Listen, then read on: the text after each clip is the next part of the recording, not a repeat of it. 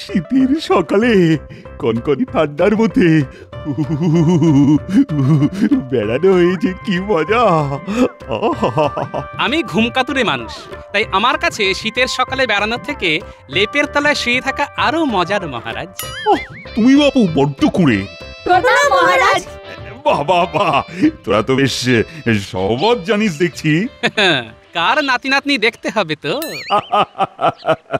তাই সকালে কোথায় যাচ্ছিস? পাঠশালায় মহারাজ। বাহ বাহ বাহ বাহ, খুব ভালো খুব ভালো। রোজ সকালে উঠে পাঠশালায় যাবি আর মন দিয়ে পড়াশোনা করবি। এই তো মা সরস্বতী তোদের উপর সন্তুষ্ট হবেন। সেই সাথে ভালো করে মা সরস্বতীর পুজো তো করতে হবে মহারাজ।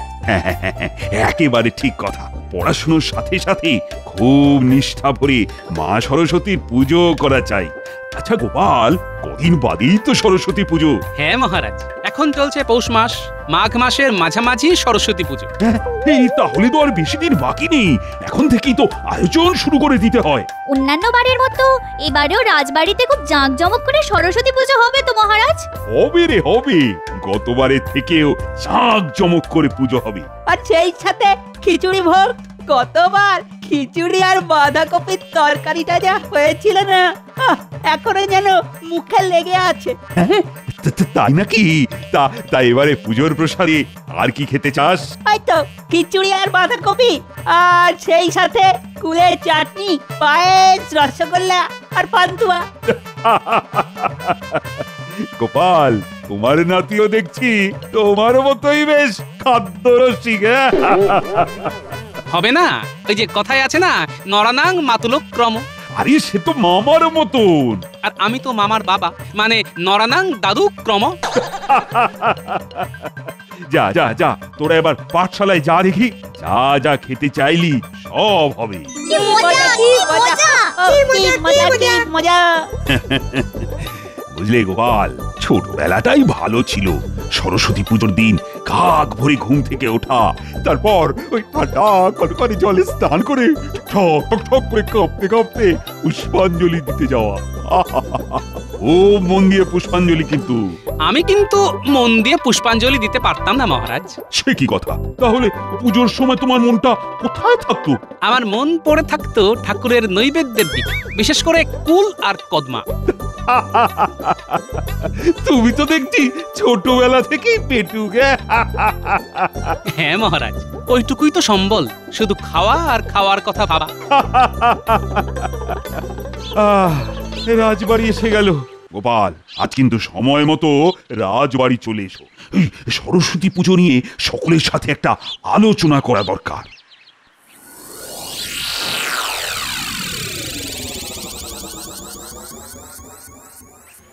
গিন্নি, আজ তাড়াতাড়ি ভাত দেবে কিন্তু, আজ আর রাজসভায় দেরি করে গেলে চলবে না। কথা ছিড়ি দেখো, বলি কবে আর আমার ভাতের জন্য তোমার রাজসভায় যেতে দেরি হলো? দেরি তো হয় তোমার এই গোদাই লস্করি চালের জন্য। যাকে যাক, কথায় কথা বাড়ে। তা আজ কি রান্না করেছে শুনি? ও বড় বড় পাকা কই। যাও যাও যাও, চট করে চান করে এসো, আমি তোমার ভাত বেড়ে ফেলছি। এই যে রাজপণ্ডিত, পাঁজি দেখে বলো তো এবার সরস্বতী পুজোটা কবে পড়েছে? পাঁজি লাগবে না মহারাজ, আমার মনে আছে। তাহলে বলো। সরস্বতীর পুজো পড়েছে আগামী 14ই মাঘ। ও, এই তাহলে তো হাতে আর বেশি সময় নেই। তো পুজোর ফর্দ কি করে ফেলেছো? হ্যাঁ মহারাজ, পুজোর ফর্দ আর মূর্তি করার বায়না দুটোই আমি সেরে ফেলেছি। বাবা বাবা বাবা, কাজ তো অনেকটা এগিয়ে গেছে দেখছি। শোনো শোনো, এবারে সরস্বতী পুজো গতবারের থেকেও জাঁকজমক করে করতে হবে, বিশেষ করে খাওয়া দাওয়া। কিন্তু এত সব হবে কোথা থেকে মহারাজ? হ্যাঁ, কোথা থেকে হবে মানে? মানে যেখান থেকে প্রতিবার হয় সেখান থেকে। কিন্তু রাজকোষ যে শূন্য মহারাজ। কেন কেন কেন? রাজকোষ শূন্য হয়ে যাবে কেন? এবার তো খাজনাপত্র বেশ ভালোই আদায় হয়েছে। কিন্তু খরচ খরচাও যে দ্বিগুণ বেড়েছে মহারাজ। আহ, যতই বাড়ুক তাদের রাজকোষ শূন্য হতে পারে না। তুমি ভুল বলছো মন্ত্রী। বোঝো, এই জন্যই বলে যত দোষ নন্দ ঘোষ। আপনি যখন তখন দু হাতে খরচ করে যাবেন, আর রাজকোষে ঘাটতি দেখা দিলেই সেটা আমার দোষ হয়ে যাবে। দেখো, দোষ বা গুণের কথা হচ্ছে না, পুজোটা কিভাবে ভালো করে করা যায় সেটা অন্তত ভেবে দেখো। ভাবা আমার হয়ে গেছে মহারাজ। এই মুহূর্তে প্রজাদের কাছ থেকে দ্বিগুণ খাজনা আদায় করতে না পারলে শুধু সরস্বতী পুজো কেন, আগামী মাসে আমাদের মাইনে পুজো বন্ধ হয়ে যাবে। হ্যাঁ, কি সর্বনাশ! রাজকোষের অবস্থা যে এত খারাপ এটা তো আগে আমায় বলনি। বললে কি আপনি শুনতেন? আপনি তো শুধু গোপালের পরামর্শ মতোই চলেন। গোপালের পরামর্শ মতো চলেন বলেই এখন ওই রাজ্যপাট চালু আছে। আপনার পরামর্শ মতো চললে কবেই লালবাতি জ্বলে যেত। মুখ সামলে কথা বলবে গোপাল। আপনিও যখন তখন খোঁচা দিয়ে কথা বলাটা বন্ধ করুন। আচ্ছা আচ্ছা আচ্ছা, ঠিক আছে ঠিক আছে। এই বিপদের দিনে নিজেদের মধ্যে ঝগড়া করাটা বন্ধ করো। কিন্তু এক লাফে খাজনা দ্বিগুণ করাটা কি মানে প্রজারা ভালোভাবে মেনে নেবে? দেখুন মহারাজ, আমাদের রাজ্যের খাজনা এমনিতেই বেশ কম, তাই ভালো মনে মেনে না নিলে জোর করে মানাতে হবে। মহারাজ, ওটা আমার ওপর ছেড়ে দিন। কি করে খাজনা আদায় করতে হয় সেটা আমি খুব ভালো করেই জানি। শোনো শোনো শোনো, মহারাজের আদেশ অনুসারে সকল প্রজার খাজনা দ্বিগুণ করে দেওয়া হলো। আর এই বাড়তি খাজনা মিটিয়ে দিতে হবে মাঘ মাসের শুরুতে। শোনো শোনো শোনো, আজ থেকে সব প্রজাকে দ্বিগুণ খাজনা দিতে হবে। এ আবার কি রকম কথা? এক লাফে খাজনা একেবারে দ্বিগুণ হয়ে গেল। আমরা খাবই বাকি আর খাজনা দেবই বাকি করে। আমাদের মহারাজ তো এতটা অবিবেচক নন। আমার মনে হচ্ছে এ সমস্তই হয়েছে ওই কুচক্রী মন্ত্রী মশাইয়ের পরামর্শে। না না, এটা একেবারে মেনে নেওয়া যায় না। কেমন হলে আমরা সবাই মিলে মহারাজের কাছে যাব। চুপ চুপ চুপ, দাঁড়া, চুপ কর চুপ কর চুপ কর, মন্ত্রী মশাই আসছে। কিরে, সকলে মিলে গুজগুজ করে কি বলছি? দল পাকাচ্ছি, তাই না? শোন, দল পাকিয়ে মহারাজের কাছে গিয়েও কোনো লাভ হবে না। একবার যা আদেশ হয়েছে সেই আদেশই বলবৎ থাকবে। তাই দল না পাকিয়ে কিভাবে খাজনা দিবি সেই ব্যবস্থা করে ফেল।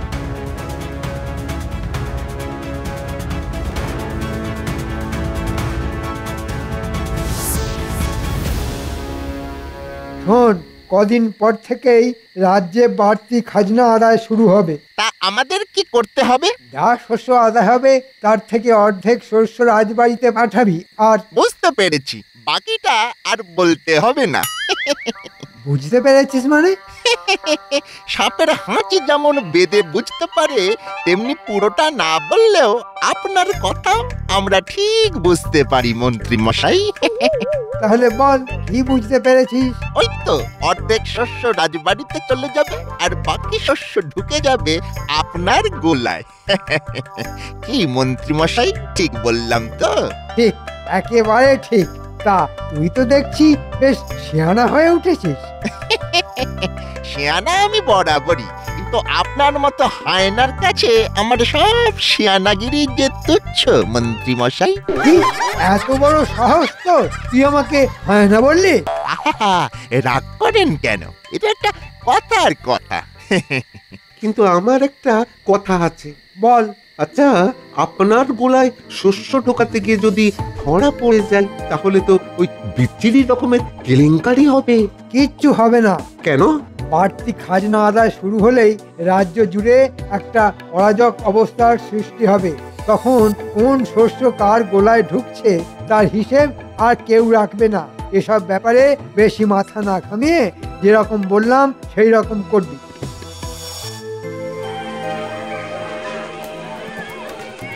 দেখো গোপাল দাদা, এই মহারাজ যে এইভাবে এক লাফে আমাদের খাজনা দ্বিগুণ করে দিলেন, আচ্ছা এটা কি খুব একটা ভালো করলেন? আমরা বরাবরই আমাদের শস্যের অর্ধেক মহারাজকে খাজনা হিসেবে দিই, বাকি অর্ধেক থাকে আমাদের সারা বছরের খাবার জন্যে। দ্বিগুণ খাজনা দেওয়া মানে তো পুরোটাই দিয়ে দিতে হবে। আচ্ছা, পুরোটাই যদি খাজনা হিসাবে চলে যায় তাহলে তাহলে আমরা খাবো কি? আমাদের সংসার চলবে কি করে? তোমরা কি বলবে সবটাই আমি বুঝতে পেরেছি। বুঝতেই যখন পেয়েছো তখন কিছু একটা করো গোপাল দাদা। যে করেই হোক মহারাজকে বোঝাও, না হলে আমরা যে ছেলে বউ দিয়ে মারা পড়বো। ঠিক আছে, আজ মহারাজের সঙ্গে কথা বলে দেখছি। হ্যাঁ গোপাল দাদা, তাই দেখো। ঠিক আছে ঠিক আছে, দেখি কি করা যায়। আজ তাহলে সকলে এসো তোমরা। গিন্নি গিন্নি শোনো, আমি একটু মহারাজের কাছ থেকে ঘুরে আসছি, বুঝলে? হ্যাঁ হ্যাঁ, তাই এসো। দেখো যদি মহারাজকে বুঝিয়ে সুঝিয়ে এই বাড়তি খাজনা নেওয়া থেকে বিরত করতে পারো।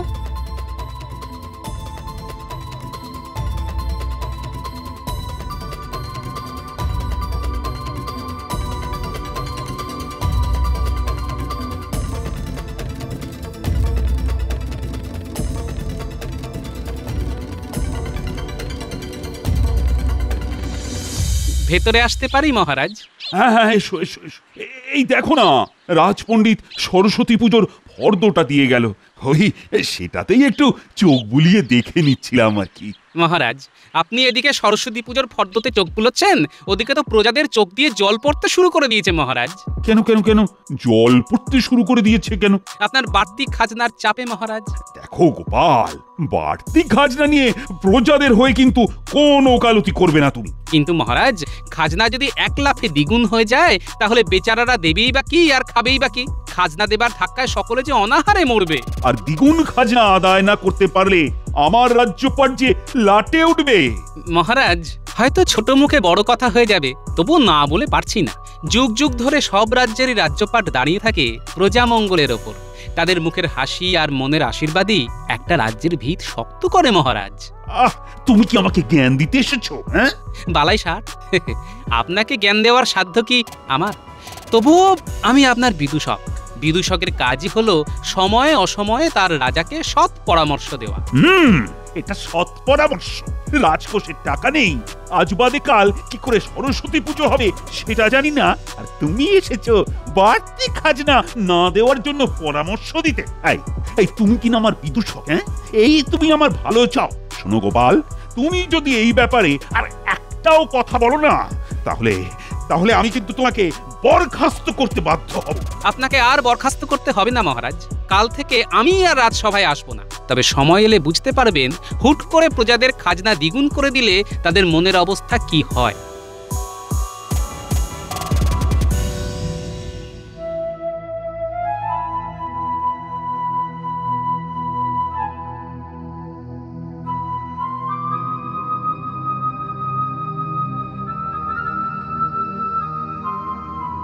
কি গো, বলি কথা হলো? কথা হলো, কিন্তু কাজের কাজ কিছু হলো না। উল্টে আমায় বরখাস্ত করার হুমকি দিলেন। সে কি কথা গো? বরখাস্ত মানে তো চাকরি চলে যাওয়া। মহারাজ এটা কি করে করতে পারলেন না? আরে মহারাজ আর কি করবেন? আমি মহারাজকে বলে দিয়ে এলাম যে কাল থেকে আমি আর রাজসভায় যাব না। কিন্তু রাগের মাথায় চাকরি ছেড়ে দিয়ে সংসারটা চলবে কি করে? তার জন্য ভেবো না গিন্নি, আমার কি চাকরির অভাব? ওই তো বর্ধমানের মহারাজা কতবার আমায় ডেকেছেন। তেমন হলে পুটলি পোটলা নিয়ে দুজনে মিলে বর্ধমানই চলে যাব। আমরা না হয় চলে যাব, কিন্তু যে মানুষগুলো এত আশা নিয়ে তোমার কাছে এসেছিল তাদের কি হবে? তাদের একটা ব্যবস্থা আমি করবই গিন্নি। যাবার আগে মহারাজ আর ওই কুচক্রী মন্ত্রীকে এমন শিক্ষা দিয়ে যাব না।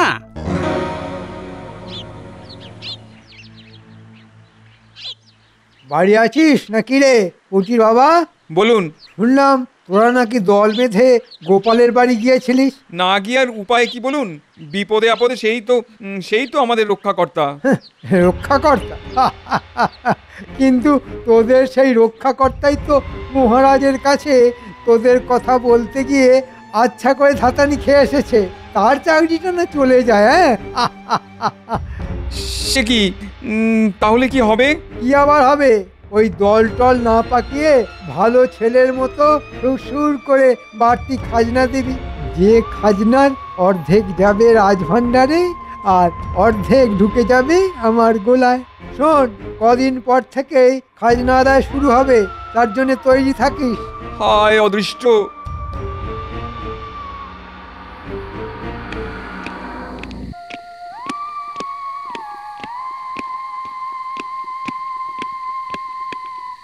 শুনলাম আপনি নাকি গোপালকে বরখাস্ত করার হুমকি দিয়েছেন। হ্যাঁ হ্যাঁ, দিয়েছি। দিন দিন সব ব্যাপারে গোপাল যেরকম মাতব্বরি করা শুরু করে দিয়েছিল, তাতে এছাড়া আমার আর কোনো উপায় ছিল না। কিন্তু ভুলে যাচ্ছেন কেন? গোপালের এই মাতব্বরিটাই সবসময় আপনার মঙ্গলের কারণ হয়। মঙ্গল না চাই, আমার মঙ্গলের কথা ভাবলে বাড়তি খাজনা নিতে বারণ করতো না।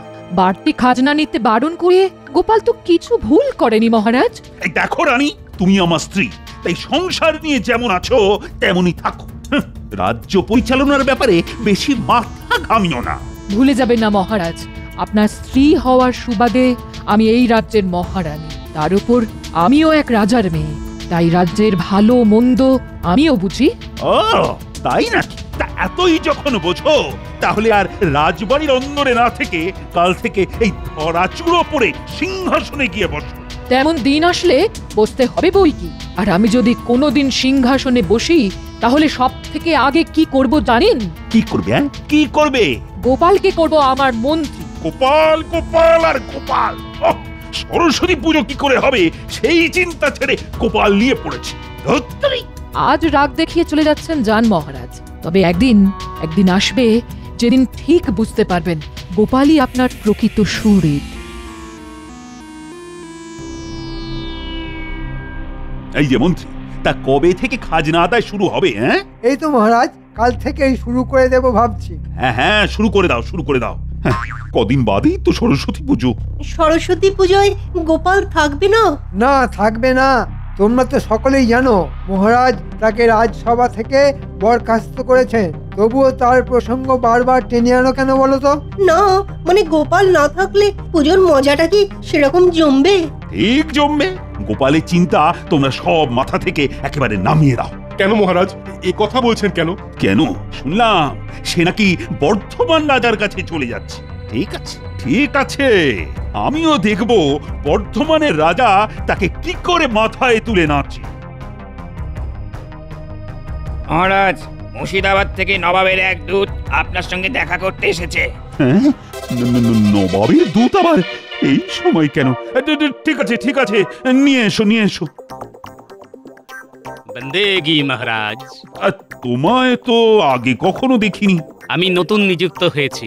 মহারাজ কৃষ্ণচন্দ্র নবাব বাহাদুর এক ফরমান জারি করেছেন, যে ফরমানের জোরে তিনি আজ থেকে আপনার রাজ্যের খাজনা দ্বিগুণ করে দিলেন। সে কি এক লাফে একেবারে দ্বিগুণ? হ্যাঁ মহারাজ, একেবারে দ্বিগুণ। আর ফরমানে তিনি একথাও ঘোষণা করেছেন যে এই নিয়ে তার সঙ্গে কোনো আলাপ আলোচনা করা যাবে না। কিন্তু এ তো অন্যায়। অন্যায় বলে অন্যায়? এ একেবারে ঘোর অন্যায়। এভাবে তো খাজনা বাড়ানো যায় না। আরে খাজনা বাড়াবার তো একটা নিয়ম নীতি আছে। 10% কিংবা বড় জোর 20% বাড়াতে পারতো, কিন্তু এক লাফে দ্বিগুণ। হ্যাঁ, এখন রাজ্য চালাবো কি করে? আর খাজনাই বা মেটাবো কি করে? আচ্ছা, কার পরামর্শে নবাব বাহাদুর এমন একটা সিদ্ধান্ত নিলেন? মনে হয় উজির সাহেবের। হ্যাঁ, বুঝতে পেরেছি। ওই বদমাই সুজিতটাই পদ পরামর্শ দিয়ে নবাবকে ডোবাবে, আর সেই সাথে আমাদেরও। ঠিক যেভাবে বদ পরামর্শ দিয়ে আপনার এই মহামান্য মন্ত্রী আপনাকে আর প্রজাদের ডোবাচ্ছে। মানে বাংলায় একটা কথা আছে মহারাজ, নিজের বেলায় আঁটিসুটি আর পরের বেলায় দাঁত কপাটি। আজ দ্বিগুণ খাজনার কথা শুনে আপনি হাঁপিয়ে মরছেন, কিন্তু আপনার প্রজাদের দ্বিগুণ খাজনার কথা ঘোষণা করার আগে একবারও কি ভেবে দেখেছিলেন যে এই বেআইনি খাজনা দিতে তাদের কি অবস্থা হবে? তুমি কে আসলে বলো তো? এখনো চিনতে পারলেন না? কি মহারাজ, এবার কি চেনা যায়? গোপাল, তুমি? হ্যাঁ মহারাজ, আমি। বর্ধমান চলে যাবার আগে আপনার প্রাক্তন বিদূষক হিসেবে আপনার চোখের ঠুলি খুলে দেবার এই কাজটা যে আমার কর্তব্যের মধ্যে ছিল মহারাজ। গোপাল, গোপাল, তুমি আমার চোখ খুলে দিয়েছো গোপাল। সত্যি সত্যি মন্ত্রীর কথায় নিচে প্রজাদের উপর যে কত বড় একটা অন্যায় করতে যাচ্ছিলাম আমি। কিন্তু একটা কথা গোপাল, মানে রাজকোষের যে অবস্থা, আসলে খরচ যেভাবে বেড়ে যাচ্ছে। তার জন্য চিন্তা করছেন কেন? প্রজাদের সঙ্গে আলোচনা করে সামনের বছর 5% খাজনা বাড়ান। আর সব থেকে বড় কথা, এবার থেকে রাজ্যের খরচ খরচার হিসেব মন্ত্রীমশাইয়ের উপর ছেড়ে না দিয়ে নিজে দেখুন, তাতে আপনার চোখ আরো খুলে যাবে। কি মন্ত্রীমশাই, ঠিক বললাম তো? ধরাটা একেবারে হাতে ভাতে মেরে দিল। মহারাজি যদি সব দেখেন তাহলে আমার বাড়তি রোজগার হবে কি করে? ঠিক আছে গোপাল, ঠিক আছে, তুমি যা বললে তাই হবে। তাহলে আমাকে ছুটি দিন মহারাজ। ছুটি দেবো মানে? কোথায় যাবে তুমি? বর্ধমানে। না না না না না, কোনোখানে তোমার যাওয়া হবে না। তুমি যেমন ছিলে ঠিক তেমনই থাকবে। আর এরপরও যদি চলে যেতে চাও তাহলে না পায়ে দড়ি দিয়ে বেঁধে রাখবো। দেখি দেখি কি করে যাও তুমি। একেবারে ঠিক কথা। সামনে সরস্বতী পুজো, গোপাল ছাড়া কি আর সরস্বতী পুজো জমে? ঠিক ঠিক। শুনলাম সরস্বতী পুজো করার মতো নাকি টাকা নেই রাজকোষে। তবে তার জন্য কাউকে চিন্তা করতে হবে না, আমার কিছু সঞ্চিত অর্থ আছে। আশা করি তাই দিয়েই ধুমধাম করে সরস্বতী পুজো হয়ে যাবে। আহা, এর থেকে ভালো ব্যাপার আর কি হতে পারে? মায়ের টাকায় মাতৃ পুজো, আর সেই সাথে সন্তানদের পেট পুজো।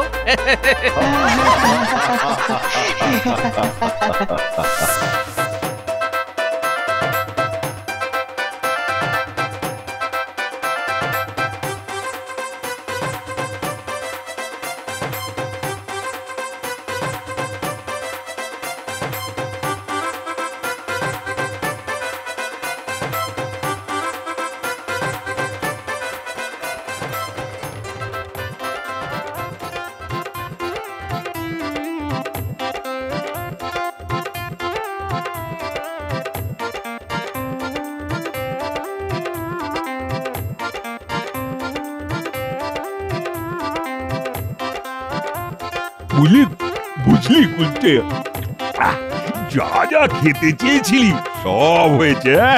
খিচুড়ি, বাঁধাকপি, কুলের চাটনি, পায়েস, রসগোল্লা, আবার পান্তুয়া। সকলে কিন্তু পেট ভরে খাবি, কোন রকম লজ্জা করবি না কিন্তু।